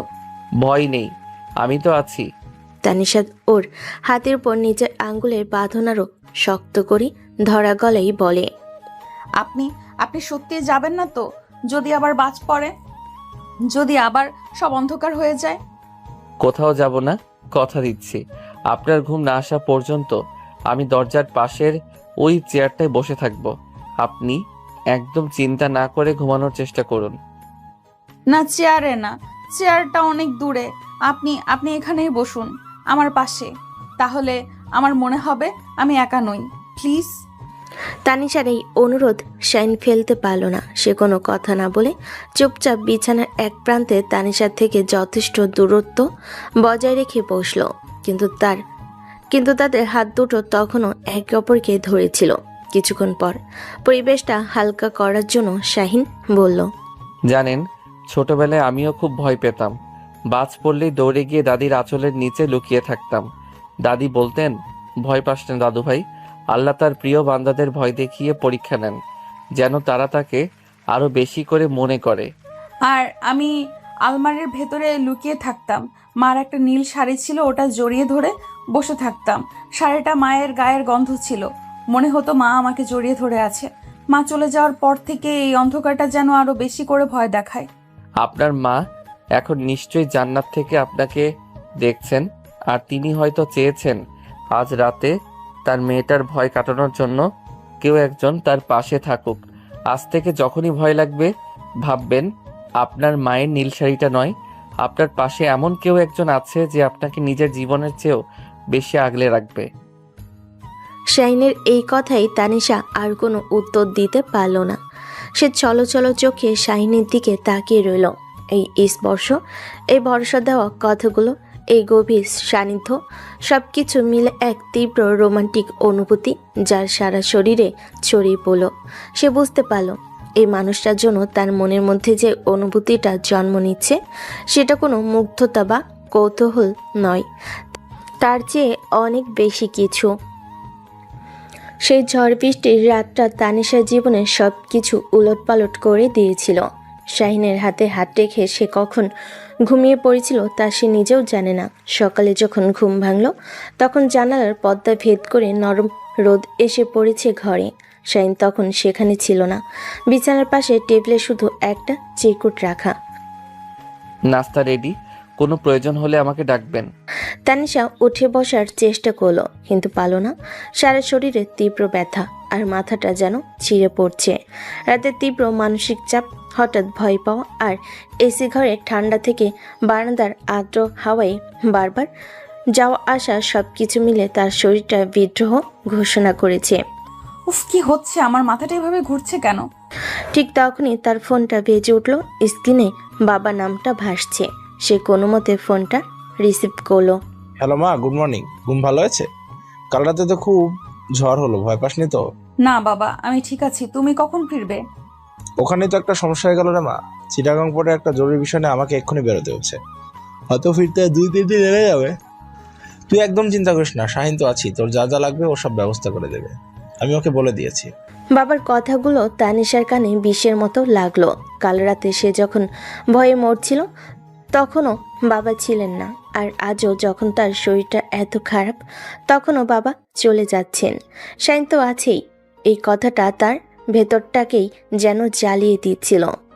ঠিক আছে বাবা, তোমার কাজটাই তো আগে, তাই না? তুমি সাবধানে যেও, আমি এখন রাখি। ফোনটা রেখে সে আর চোখের পানি ধরে রাখতে পারল না। অভিমানে তার ভেতরটা ভেঙে যাচ্ছিল। সে জোর করে বিছানা থেকে নামতে গিয়ে মাথা ঘুরে পড়ে যাচ্ছিল। ঠিক তখনই হাসিনা বেগম ঘরে ঢুকলেন। আম্মাজান, এ কি অবস্থা তোমার? গা তো পুইরা যাইতাছে। তুমি দাঁড়ায় আছো কেন? শুইয়া পড়ো, আমি শাহিন বাবাকে খবর দিতাছি। হাসিনা বেগমের চিৎকারে শাহিন প্রায় ছুটে এলো। তানিশার টকটকে লাল মুখ আর এলোমেলো অবস্থা দেখে সে এক মুহূর্ত দেরি করল না। সে কপালে হাত রেখে চমকে ওঠে। সর্বনাশ, এ তো অনেক জ্বর। খালা, আপনি ভয় পাবেন না, আমি এক্ষুনি ডাক্তারকে ফোন করছি। আপনি এক গ্লাস গরম পানি দিন তো। ডাক্তার ডাকার কোনো দরকার নেই, এটা সাধারণ ফ্লু, এমনিতেই ঠিক হয়ে যাবে। আপনি শুধু শুধু সিন ক্রিয়েট করবেন না। ম্যাম, আপনার শরীরের তাপমাত্রা অন্তত 102 ডিগ্রির উপরে। এই অবস্থায় এটাকে সাধারণ ফ্লু ভাবাটা বোকামি। প্লিজ তর্ক করবেন না। আপনার এখন বিশ্রামের প্রয়োজন। শাহিনের গলার স্বরে এমন একটা অধিকার আর আন্তরিকতা ছিল যে তানিশার কথা বাড়তে পারল না। সে চুপচাপ বিছানায় শুয়ে পড়ল। আধা ঘন্টার মধ্যে ডাক্তার এসে হাজির হলেন। ডাক্তার পরীক্ষা করে জানালেন ভাইরাল ফিভার, কিন্তু স্ট্রেসার অনিয়ম থাকার অবস্থা একটু জটিল হয়েছে। ডাক্তারের শেষ কথাটা তানিশার কানে এসে লাগলো, আপনার মতো একজন যত্নশীল লোক সবাই কেন শাহিনের প্রশংসায় পঞ্চমুখ। ডাক্তার চলে যাওয়ার পর শাহিন নিজেই ফার্মেসি থেকে ওষুধ নিয়ে এলো। স্যুপ বানানোর জন্য সে রহিম চাচাকে নির্দেশ না দিয়ে নিজেই রান্নাঘরে গিয়ে তদারকি করতে লাগলো। সে কিছুক্ষণের মধ্যে স্যুপের বাটি হাতে ঘরে ঢুকলো। ম্যাম উঠুন, স্যুপটা খেয়ে নিন, আবার ওষুধ খেতে হবে। আমার খেতে ইচ্ছে করছে না, আপনি নিয়ে যান। ম্যাম আমি জানি আপনার কষ্ট হচ্ছে, কিন্তু স্যুপটা না খেলে আপনি ওষুধ খাওয়ার শক্তিও পাবেন না। আপনার বাবা আমাকে আপনার সম্পূর্ণ দায়িত্ব দিয়ে গেছেন। এখন যদি আপনার কিছু হয় আমি স্যারকে কি জবাব দেব? প্লিজ আমার কথা ভেবে হলেও কয়েক চামচ মুখে দিন। শাহিনের কণ্ঠে এমন একটা আকুতি ছিল যে তানিশা আর না করতে পারল না। সে উঠে বসল। শাহিন নিজের হাতে চামচে করে স্যুপ তুলে তার মুখের সামনে ধরল। তানিশার প্রচণ্ড অস্বস্তি হচ্ছিল, কিন্তু তার শরীর এতটাই দুর্বল ছিল যে প্রতিবাদ করার শক্তিও ছিল না। রাতে জ্বর আর বাড়ল না। তানিশা জ্বরের ঘরে ছটফট করতে লাগলো। শাহিন সারা রাত তার শিওরে বসে রইল। সে নিজের হাতে ভেজা কাপড় দিয়ে তানিশার কপালে জলপট্টি দিয়ে যাচ্ছিল। গভীর রাতে যখন হাসিনা বেগম তাকে বিশ্রাম নিতে বলেন, সে মৃদু হেসে না করে দিল। জ্বরের তীব্রতায় তানিশার চেতনা প্রায় লুপ্ত হয়ে এসেছিল। সে আধো ঘুম আধো জাগরণের এক ঘোরের মধ্যে চলে গিয়েছিল। এই ঘোরের মধ্যেই তার অবচেতন মনে জমে থাকা সব কষ্ট, সব যন্ত্রণা বেরিয়ে আসতে শুরু করলো। বাবা তুমি এসেছো, দেখো আমার কত জ্বর। তুমি একটু আদর করবে না? সেই ছোটবেলার মতো করে মাথায় হাত বুলিয়ে দেবে না? তোমার তো শুধু মিটিং আর টাকা। এই টাকা দিয়ে কি হয় বাবা? আমার কোনো দামি গাড়ি লাগবে না, আমার জন্মদিনে দামি গিফটও লাগবে না। আমার শুধু তোমাকে লাগবে, শুধু কয়েক ঘন্টার জন্য। প্লিজ তুমি যেও না। শাহিন চুপচাপ তার পাশে বসে কথাগুলো শুনছিল। তার বুকের ভেতরটা ব্যথায় মোচড় দিয়ে উঠল। এই হাসি খুশি অহংকারী মেয়েটার ভেতর এত কষ্ট জমে আছে। আমার একটাও বন্ধু নেই, মানে আসল বন্ধু, সত্যিকারের বন্ধু হিসেবে কেউ নেই। সবাই আমার বাবার মেয়ে আফতাব চৌধুরীর মেয়েকে চেনে, তানিশাকে কেউ চেনে না, কেউ ভালোবাসে না। আমি খুব একা, খুব একা। কথাগুলো বলতে বলতে তানিশার চোখ দিয়ে পানি গড়িয়ে পড়ছিল। শাহিনা নিজেকে ধরে রাখতে পারল না। সে কোনো কথা না বলে আলতো করে তানিশার হাতটা নিজের হাতের মধ্যে তুলে নিল। তার শীতল হাতটা যেন শাহিনের উষ্ণ হাতের মধ্যে আশ্রয় খুঁজছিল। এই স্পর্শটা পেয়ে তানিশা যেন কিছুটা শান্ত হলো। সে চোখ না খুলেই বলতে লাগলো, জানেন কাল রাতে আমার একটুও ভয় করেনি, এই অন্ধকারেও না, কারণ আপনি ছিলেন। আপনার হাতটা ধরে মনে হচ্ছিল পৃথিবীর কোনো বিপদই আমাকে ছুঁতে পারবে না। আপনি আপনি কি সব সময় আমার পাশে এইভাবেই থাকবেন? আমাকে ছেড়ে চলে যাবেন না তো? শাহিন কোনো উত্তর দিল না। সে শুধু আলতো করে তানিশার হাতে চাপ দিল। একটা নীরব প্রতিশ্রুতি। এই মুহূর্তে কোনো কথার প্রয়োজন ছিল না। এই নীরবতাই ছিল হাজারটা শব্দের চেয়ে বেশি শক্তিশালী। তানিশা আর কিছু বলল না। সে শাহিনের হাতটা ধরে রেখেই শান্ত হয়ে ঘুমিয়ে পড়ল। শাহিন সারা রাত সেভাবেই বসে রইল। এক মুহূর্তের জন্য হাতটা ছাড়ল না। পরের দিন সকালে যখন তানিশার ঘুম ভাঙল, তখন জ্বরটা অনেক কম। সে চোখ খুলে দেখল ভোরের আলো ফুটেছে, আর শাহিন ঠিক সেভাবেই তার পাশে বসে আছে, তার হাতটা ধরে। তবে বসে নেই, ক্লান্তিতে চেয়ারের উপরে মাথা রেখে ঘুমিয়ে পড়েছে। তার এলোমেলো চুল, ক্লান্ত মুখ, সবকিছু দেখে তানিশার বুকের ভেতরটা মায়ায় ভরে গেল। সে বুঝতে পারল তাদের মধ্যে থাকা সমস্ত অদৃশ্য দেওয়াল, সমস্ত অহংকার আর দূরত্বের বাধা এই এক রাতে ভেঙে চুরমার হয়ে গেছে। এই অসুস্থতা তাকে শারীরিকভাবে দুর্বল করলেও মানসিকভাবে শাহিনের অনেক বেশি কাছে নিয়ে এসেছে। এখন আর শাহিন তার কাছে শুধু বাবার পিএস নয়, তার চেয়েও অনেক বেশি কিছু।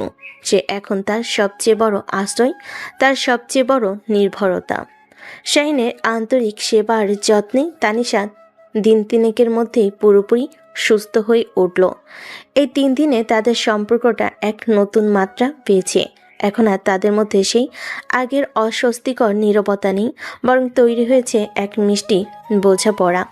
তানিশা এখন আর শাহিনকে ইচ্ছে করে এড়িয়ে চলে না, বরং তার উপস্থিতিটাই উপভোগ করে। সুস্থ হওয়ার পরের দিনই তানিশার কাছে একটা ফোন এলো। ফোনের ওপাশে ছিল আরিয়ান, থাইল্যান্ডে ইউনিভার্সিটিতে পড়ার সময়কার এক পুরনো বন্ধু। হেই তানিশা, সারপ্রাইজ! আমি ঢাকায়, শুনলাম তুই নাকি দেশে। তোর নাম্বার জোগাড় করতে আমার যা কষ্ট হয়েছে। আরিয়ান, তুই ঢাকায় কবে এলি? আমাকে তো কিছুই জানাসনি। কাল রাতেই এসেছি। শোন, আজ সন্ধ্যায় আমার কাজিন একটা পার্টি থ্রো করেছে বনানীর দি গার্ডেন কিচেনে। তুই কিন্তু অবশ্যই আসছিস। অনেকদিন পর দেখা হবে, আড্ডা হবে, প্লিজ না করিস না। পুরনো বন্ধুর সাথে দেখা করার প্রস্তাবে তানিশা খুশি মনেই রাজি হয়ে গেল। সে তৈরি হওয়ার সময় শাইন এসে দরজায় নক করলো। ম্যাম, আপনার বাবা ফোন করেছিলেন। আপনি পার্টিতে যাচ্ছেন শুনে তিনি আমাকে আপনার সাথে যেতে বলেছেন। গাড়ি রেডি? তানিশা আয়নার সামনে দাঁড়িয়ে চুল ঠিক করতে করতে বলল, ঠিক আছে, কিন্তু আপনাকে তো আর সিকিউরিটি গার্ডের মতো দরজায় দাঁড়িয়ে থাকতে হবে না, আপনিও ভেতরে বসতে পারেন। ধন্যবাদ ম্যাম, কিন্তু আমার দায়িত্বটাই তো দরজার কাছে থাকা। দি গার্ডেন কিচেন এর রুফটপ লাউঞ্জ তখন আলো আর সঙ্গীতের ঝলমল করছে। ঢাকার অভিজাত সমাজের তরুণ তরুণীরা সেখানে আড্ডায় মত্ত। তানিশা পার্টিতে ঢুকতেই আরিয়ান এগিয়ে এসে তাকে উষ্ণ আলিঙ্গনে অভ্যর্থনা জানালো। Finally you are here. তোকে তো আগের চেয়েও বেশি গর্জিয়াস লাগছে তানিশা। থ্যাঙ্কস, তুইও বেশ হ্যান্ডসাম হয়ে গেছিস। শাইন একটা নিরাপদ দূরত্ব বজায় রেখে পাশের একটা সোফায় বসলো। সেখান থেকে পুরো পার্টি এলাকাটা তার নজরে ছিল। সে দেখছিল তানিশা বন্ধুদের সাথে হাসছে, গল্প করছে। মেয়েটার হাসি মুখ দেখতে তার ভীষণ ভালো লাগছিল, কিন্তু কিছুক্ষণ পর থেকে তার ভালো লাগাটা অস্বস্তিতে রূপ নিতে শুরু করলো। সে লক্ষ্য করলো আরিয়ান নামের ছেলেটা বারবার তানিশার খুব কাছাকাছি আসার চেষ্টা করছে। কখনো কাঁধে হাত রাখছে, কখনো কানের কাছে মুখ নিয়ে গিয়ে কথা বলছে। তানিশা হয়তো বন্ধুত্বের খাতিরে বিষয়টাকে স্বাভাবিকভাবে নিচ্ছিল, কিন্তু শাহিনের বুকের ভেতরটা অজানা এক ঈর্ষায় পড়ে যাচ্ছিল। পরিস্থিতি চরমে উঠল যখন ডান্স ফ্লোরে একটা স্লো মিউজিক শুরু হলো। আরিয়ান তানিশার হাত ধরে তাকে ডান্স ফ্লোরে নিয়ে গেল। তানিশার কোমরে হাত রেখে বলে, তোকে একটা কথা বলার ছিল তানিশা, অনেকদিন ধরেই ভাবছি। আমি আসলে... কি কথা আরিয়ান? আরিয়ান কিছু বলার আগেই তার মুখের খুব কাছাকাছি ঝুঁকে এলো। শাইন দূর থেকে দৃশ্যটা দেখে তার নিজেকে নিয়ন্ত্রণ করতে পারল না। তার মনে হলো কেউ যেন তার সবচেয়ে মূল্যবান জিনিসটা কেড়ে নিতে চাইছে। তার মাথায় আর কোনো পেশাদারিত্ব বা দায়িত্ববোধ কাজ করলো না। সে বিদ্যুৎ বেগে ওঠে দাঁড়িয়ে সোজা ডান্স ফ্লোরের দিকে এগিয়ে গেল। তানিশা বা আরিয়ান কিছু বুঝে ওঠার আগে শাইন প্রায় একরকম টেনে তানিশার হাত ধরে আরিয়ানের কাছ থেকে ছাড়িয়ে নিল। শাহিন, হোয়াট দ্য হেল, আপনি এটা কি করছেন? পার্টি শেষ, আমরা এখন বাড়ি ফিরছি। এক্সকিউজ মি, আপনি কে? আর আপনি ওকে এভাবে ট্রেনে নিয়ে যাচ্ছেন কেন? আমি কে সেটা আপনার না জানলেও চলবে। চলুন ম্যাম। সে তানিশার কোনো কথার উপেক্ষা না করে প্রায় জোর করে হাত ধরে টেনে পার্টির বাইরে নিয়ে আসতে লাগলো। তানিশা অপমান আর বিস্ময়ে হতবাক। লিভ মাই হ্যান্ড শাহিন, আপনি পাগল হয়ে গেছেন? সবার সামনে আপনি আমাকে এভাবে অপমান করছেন? গাড়িতে ওঠার পর তানিশার আগে ফেটে পড়ল। শাহিন চুপচাপ গাড়ি চালাচ্ছে, তার চোয়াল শক্ত, দৃষ্টি সামনের রাস্তার দিকে। আপনার সমস্যাটা কি? হ্যাঁ, আপনি নিজেকে কি মনে করেন? আমার বাবা আপনাকে আমার পড়াশোনার দায়িত্ব দিয়েছেন, আমার জীবন নিয়ন্ত্রণ করার অধিকার দেননি। কি অধিকারে আপনি আমার বন্ধুর সাথে এমন ব্যবহার করলেন? কোন অধিকারে আপনি আমাকে এভাবে টেনে নিয়ে এলেন? শাইন কোনো উত্তর দিল না। তার এই নীরবতা তানিশার রাগকে আরো বাড়িয়ে দিচ্ছিল। কথা বলছেন না কেন? উত্তর দিন। আপনি কি আমার পার্সোনাল বডিগার্ড নাকি আমার মালিক? আপনি আপনার সীমা ভুলে যাচ্ছেন মিস্টার শাহিন। আপনি আমার বাবার একজন বেতনভুক্ত কর্মচারী ছাড়া আর কিছুই নন। কর্মচারী শব্দটা শাহিনের বুকে তীরের মতো বিঁধল। সে হঠাৎ করে রাস্তার পাশে গাড়িটা সজোরে ব্রেক কষে থামিয়ে দিল। তারপর পুরো শরীর ঘুরিয়ে তানিশার দিকে তাকালো। তার চোখে এমন এক তীব্র আবেগ যা তানিশা আগে কখনো দেখেনি। হ্যাঁ, আমি তোমার বাবার বেতনভুক্ত কর্মচারী, কিন্তু আমারও তো একটা মন আছে, তাই না? আমারও তো কষ্ট হয়, ঈর্ষা হয় যখন অন্য কোনো ছেলে তোমার এতটা কাছে আসে, তোমার হাত ধরে, তোমার কোমরে হাত রাখে। আমার ভেতরটা জ্বলে পুড়ে যায়। আমি সহ্য করতে পারি না তানিশা। আর কেন হয় তাও আমি জানি না। শাইনের এই আশঙ্কিক আবেগ প্রকাশে তানিশা স্তব্ধ হয়ে গেল। তার সমস্ত রাগ, সমস্ত ক্ষোভ যেন এক মুহূর্তে উবে গেল। সে অবাক হয়ে শাহিনের চোখের দিকে তাকিয়ে রইল। আপনার কেন ঈর্ষা হবে? কেন কেন আপনি সহ্য করতে পারেন না? সে দুহাতে তানিশার মুখটা তুলে ধরে আকুল চোখে বলে, কারণ আমি তোমাকে ভালোবাসি তানিশা, পাগলের মতো ভালোবাসি।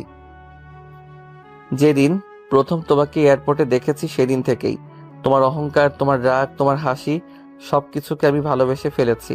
তাই তোমার কোনো ক্ষতি, কোনো অপমান আমি সহ্য করতে পারবো না। ওই ছেলেটা তোমার যোগ্য নয়, আমি ওর চোখের ভাষা পড়তে পারছিলাম। শাইনের প্রতিটা শব্দ, তার চোখের আকুতি, তার স্পর্শ সবকিছু মিলে তানিশার ভেতরটাকে নাড়িয়ে দিল। সে এতদিন ধরে যে অনুভূতিগুলোকে নিজের ভেতর চেপে রেখেছিল, যেগুলোকে শুধু মুগ্ধতা বা নির্ভরতা বলে নিজেকে বোঝাচ্ছিল, আজ সে বুঝতে পারল সেটাও ভালোবাসা।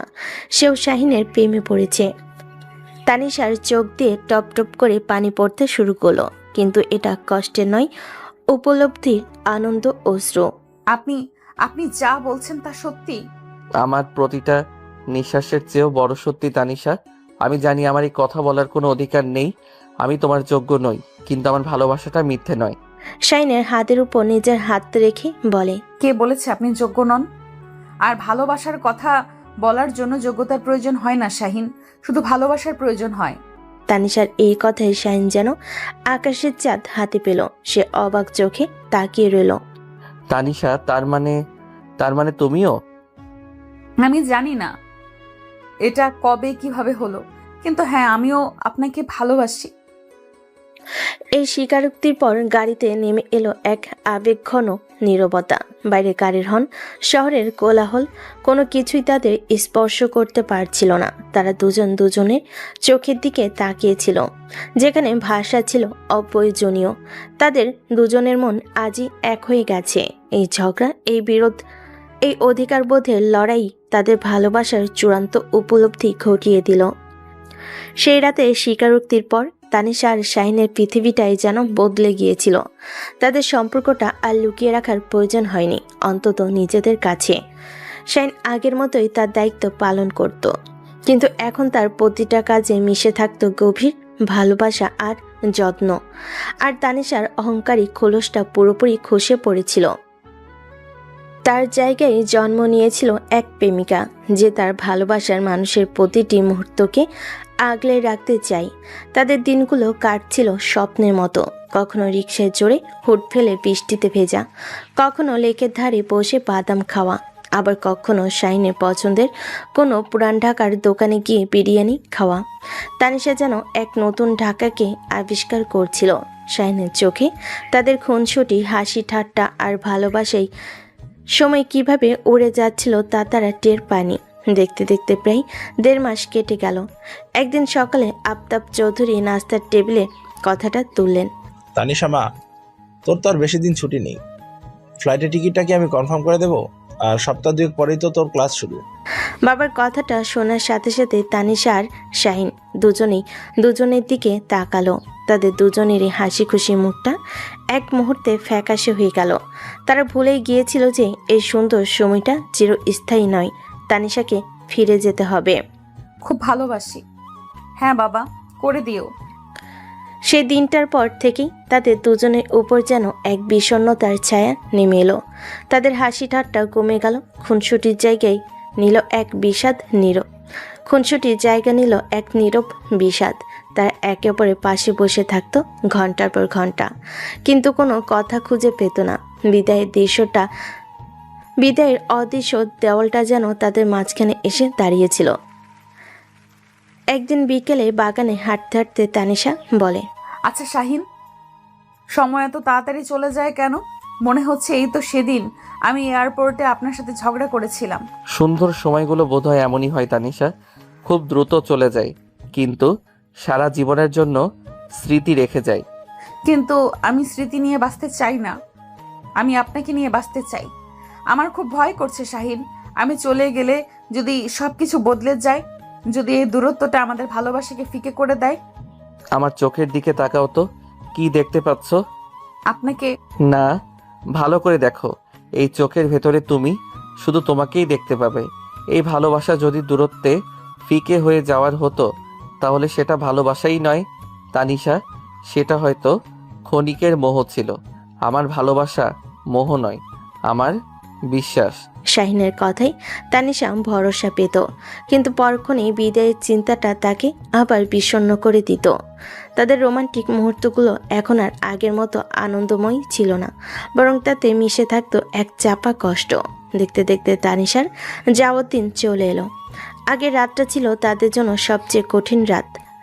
শাহিন তানিশাকে নিয়ে গিয়েছিল ধানমন্ডি লেকের ধারে, তাদের সবচেয়ে প্রিয় জায়গাটাতে।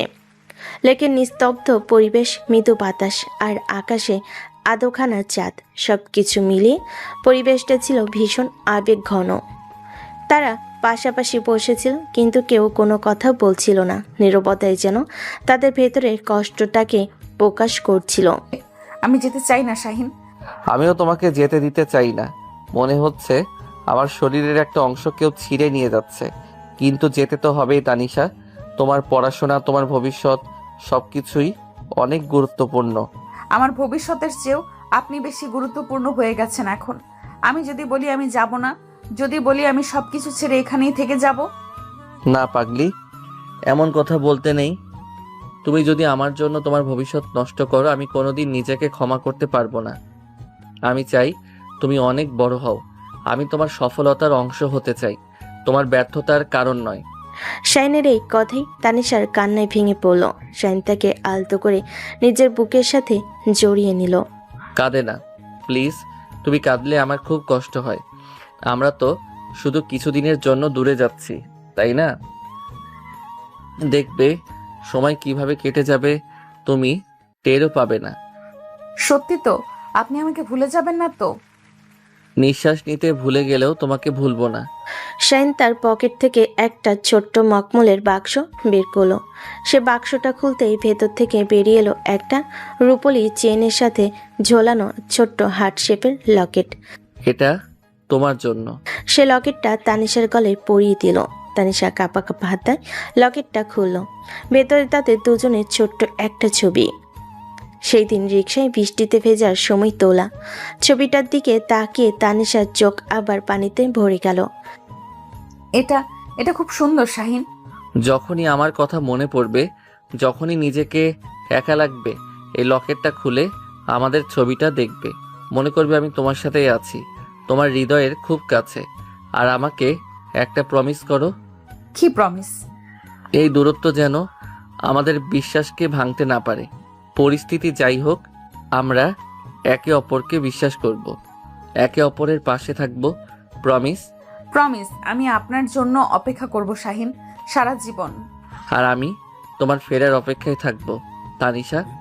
এই আবেগ ঘন মুহূর্ত, এই গোপন প্রতিজ্ঞা তাদের সম্পর্ককে এক নতুন উচ্চতায় নিয়ে গেল। তারা জানতো সামনের পথটা সহজ হবে না, কিন্তু তাদের বিশ্বাস ছিল তাদের ভালোবাসা সব বাধা জয় করে নেবে। পরের দিন সকালে একরাশ কষ্ট আর এক বুক আশা নিয়ে তানিশা এয়ারপোর্টের দিকে রওনা দিল।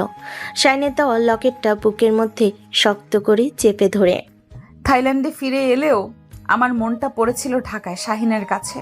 আমাদের দিন শুরু হতো ভিডিও কলে আর একে অপরের মুখ দেখে, আর রাত শেষ হতো টেক্সট মেসেজের দীর্ঘ কথোপকথনে। দূরত্ব আমাদের ভালোবাসাকে কমাতে পারেনি, বরং প্রতি মুহূর্তে একে অপরের শূন্যতা অনুভব করিয়ে আরো বাড়িয়ে তুলেছিল। আমি এখানে আজ প্রায় 1 মাস হয়ে গেল। আজ বিকেলে শাহিনকে ভিডিও কল করলাম। জানেন, আজ লাইব্রেরিতে বসেছিলাম, কিন্তু একটা লাইনও পড়তে পারিনি। শুধু মনে হচ্ছিল আপনি যদি আমার পাশে থাকতেন, তাহলে হয়তো সবচেয়ে কঠিন টপিকটাও সহজ মনে হতো। আর আমি যখনই কোনো ফাইলের উপর আর্জেন্ট সিল দেখি, আমার মনে হয় পৃথিবীর সবচেয়ে আর্জেন্ট কাজ হলো তোমার কাছে ছুটে চলে যাওয়া। এই শহরের প্রত্যেকটা জায়গায় তোমার স্মৃতি তানিশা। আমি তোমাকে ছাড়া ভালো নেই। I miss you so much. আমাদের দিনগুলো মাসের হিসাবে রূপ নিচ্ছিল।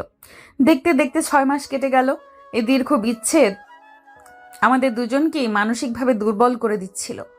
আমার হাসি খুশি স্বভাবটা হারিয়ে গেছিল। সারাক্ষণ মনমরা হয়ে থাকতাম। পড়াশোনায় আমার অমনোযোগিতা শিক্ষকদেরও চোখে পড়ছিল।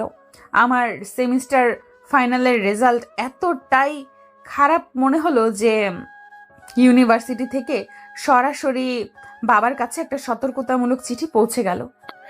মেয়ের এই আংশিক পরিবর্তনে আফতাব চৌধুরী প্রচণ্ড চিন্তিত হয়ে পড়লেন। তিনি তানিশাকে ফোন করলে সে এড়িয়ে যেত অথবা বলতো সব ঠিক আছে, কিন্তু একজন বাবার মনকে ফাঁকি দেওয়া সহজ ছিল না। তিনি বুঝতে পারছিলেন তার মেয়ে গভীর কোনো কষ্টে আছে। আফতাব চৌধুরী ফোনে উদ্বিগ্ন হয়ে বললেন, কি হয়েছে মা তোর? শরীর ঠিক আছে? পড়াশোনা এমন রেজাল্ট তো তোর কখনো হয়নি। আমাকে খুলে বল কি হয়েছে। কিছু হয়নি বাবা, হয়তো এখানকার পরিবেশের সাথে মানিয়ে নিতে একটু সময় লাগছে। তুমি চিন্তা করো না, আমি পরের সেমিস্টারে সব ঠিক করে নেব।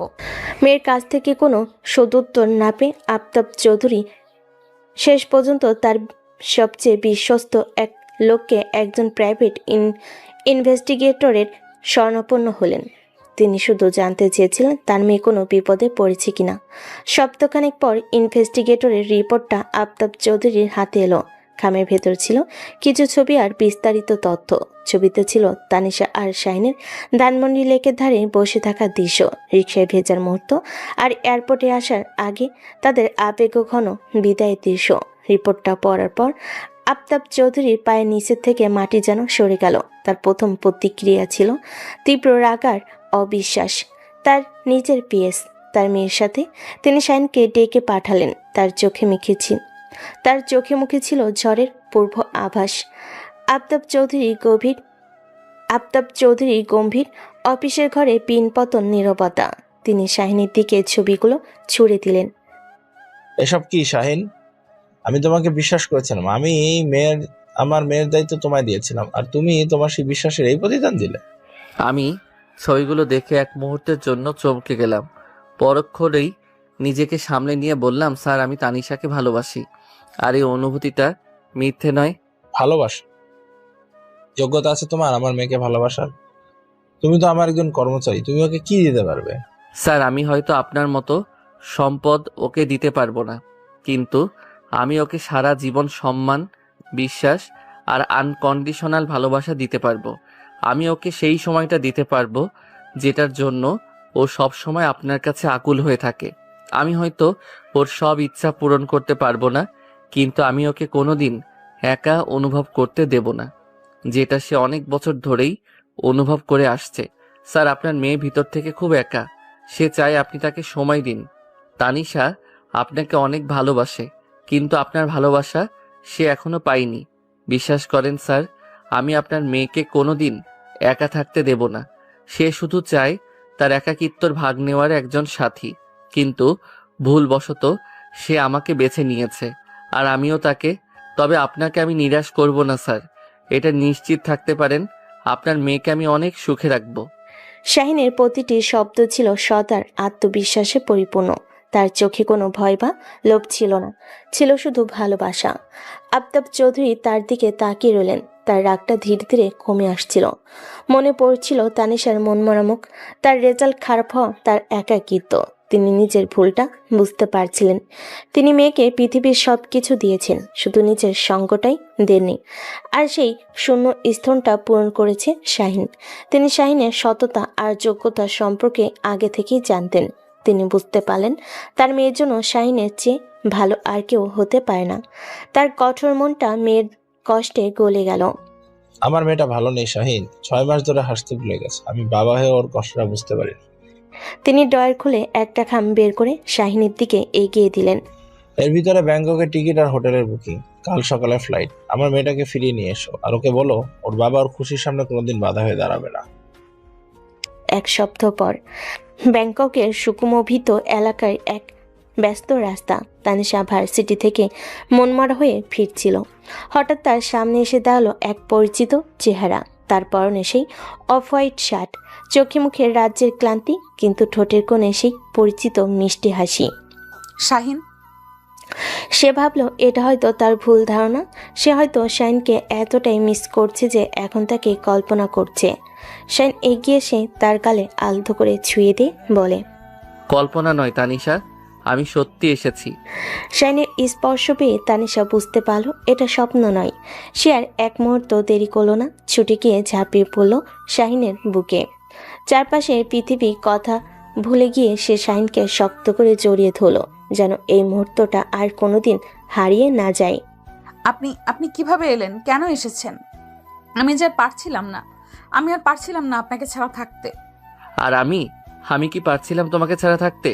প্রতিটা মুহূর্ত মনে হতো আমার নিঃশ্বাস আটকে আসছে, তাই তো ছুটে চলে এলাম আমার নিঃশ্বাসটাকে ফিরিয়ে নিয়ে যেতে। সে তানিশার মুখটা তুলে ধরে তার চোখের পানি মুছে দিল। আর তোমাকে ফিরিয়ে নিয়ে যাওয়ার জন্য এসেছি, শুধু ঢাকায় নয়, আমার জীবনে চিরদিনের জন্য। কিন্তু বাবা যদি কিছু জানতে পারে? তোমার বাবাই তো আমাকে পাঠিয়েছেন তার সবচেয়ে দামি সম্পদকে ফিরিয়ে নিয়ে যাওয়ার জন্য। এই কথা শুনি তানিশার চোখ দুটো বিস্ময়ে আর আনন্দে বড় বড় হয়ে গেল। সমস্ত বাধা, সমস্ত ভয় দূর হয়ে গেল। সত্যি বলছেন? একদম সত্যি। এখন আর আমাদের মাঝে কোনো বাধা নেই। তানিশা আনন্দে আত্মহারা হয়ে শাহিনের গলা জড়িয়ে ধরল। শাহিন তাকে শূন্য তুলে নিয়ে নিজের চারপাশে একবার ঘুরিয়ে নিল। ব্যাংককের ব্যস্ত রাস্তা, গাড়ির হর্ন, মানুষের কোলাহল, সব কিছুকে সাক্ষী রেখে দুটি মন আজ এক হয়ে গেল। তানিশাকে নামিয়ে তার কপালে গভীর চুমু দিয়ে বলল, আমি তোমাকে ভালোবাসি আমার অহংকারী রাজকুমারী। আমি আপনাকে ভালোবাসি আমার শান্ত বুদ্ধিমান রাজকুমার। সমস্ত বাধা পেরিয়ে তাদের ভালোবাসার এই পুণ্যমিলন এক স্বপ্নের মতোই সুন্দর ছিল। অহংকার আর দূরত্বের দেওয়াল ভেঙে আজ তারা একাকার। তাদের এই ভালোবাসার গল্পটা যেন বলছে সত্যিকারের ভালোবাসা সব প্রতিকূলতাকে জয় করে নিতে পারে।